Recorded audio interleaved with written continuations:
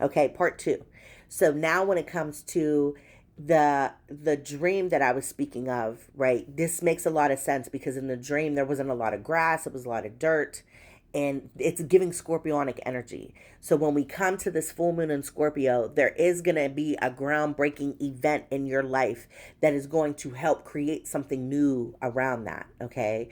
And follow my page, stay tuned, because as these energies start to pop up, I will dissect them. I will talk about it. I'll break them down. I'll do the energy updates. I'll do the Auntie Flow check-ins. I'll do all of that.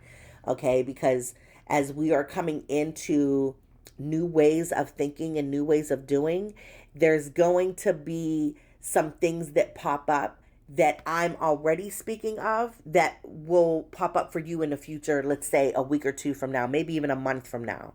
Okay? So just kind of be mindful of that. And I'm also going to do a video this Friday.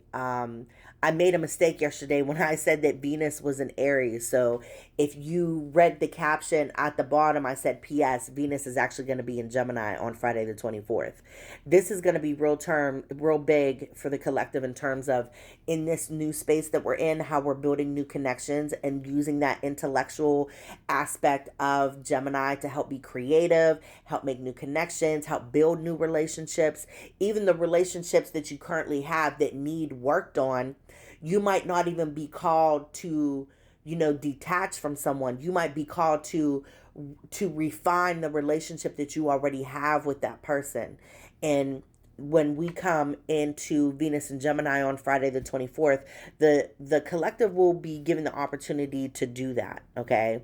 So um so yeah, just make sure that if you feel like you're being called to do to for you to be in hermit mode, prepare yourself for that.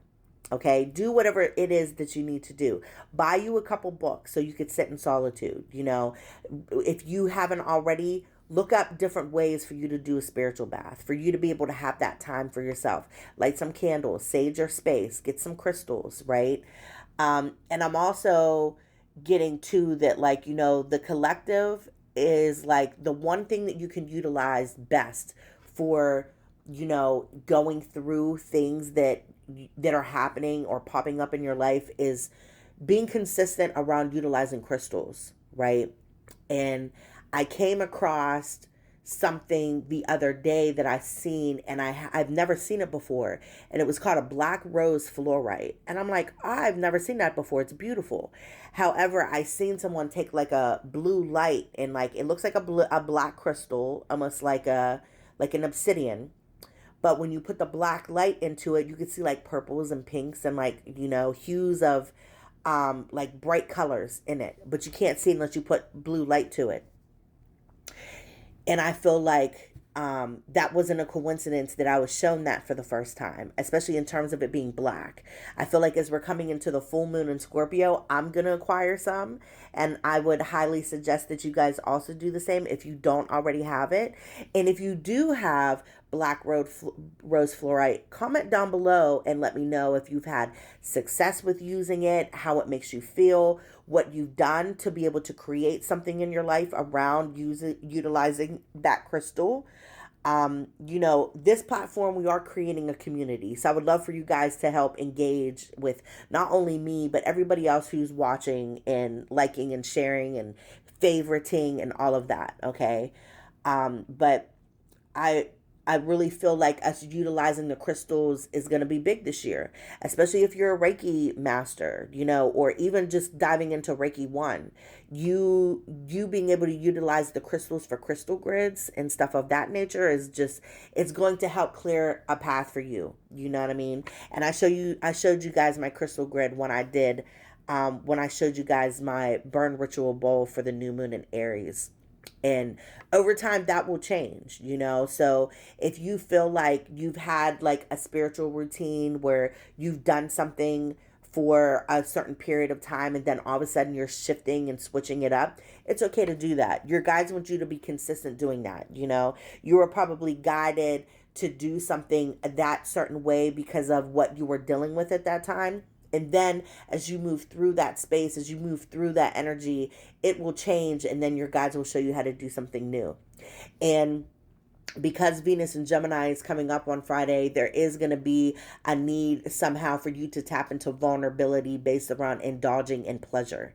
Okay, so this could be you having a creative outlet, even if you're not creative, giving yourself the chance to try something new for the first time, sculpting, you know, what is it, painting, drawing, anything like that, anything that is going to spark your creativity is going to be really big for the collective, especially because I feel like when we had the Aries stellium last week, Chiron was in Aries.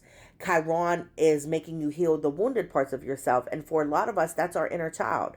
So as we were allowing ourselves to tap into our inner child and heal those parts of ourselves from our childhood, it's allowing us to tap into that creativity, to be carefree, to be playful, and to just do something new for the first time. And I feel like when the collective taps into a new type of creativity, it's going to bring them passion. That's where you're going to learn that that's something that you're going to want to do from here on out. Create a business out of it, create an extra stream of income for yourself. Your creativity or your talent or skill set is going to be the one thing that is going to help create longevity and sustainability for you for the future. And especially if you've known this for a long time and maybe have been afraid to pull away from your job and all of that.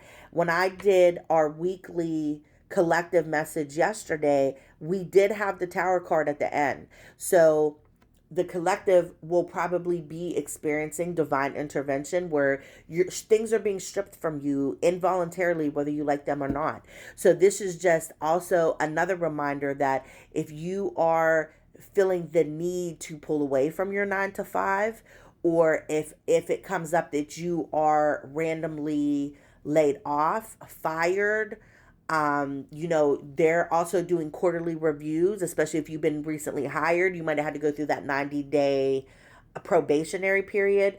All of that, if you feel like it's just not resonating with you anymore, or you're pulling away, or something in the job place is happening that is not only creating some type of friction, but uncomfortability, you might be called to pull away from that.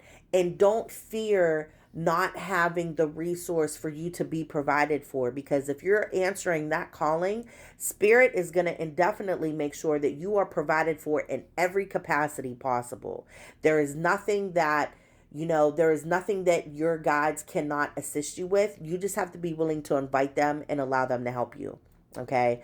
So um so yeah, I think that's it. I think that's all of the messages that I have at this time. But I woke up this morning, had to take my son to school, and I'm like, okay, I gotta hurry up and get this out because it's on my brain, and I just wanted to hurry up and talk about it before I actually lose the words that I wanted to use. So please comment down below if this resonated with you guys, or if you already have a black rose fluorite. Comment down below and let me know how it's helped you in your life. Okay. And I will see you guys in a couple days when I make an Auntie Flo check-in video, as well as Venus transiting into Gemini. I'll see you guys later. Bye.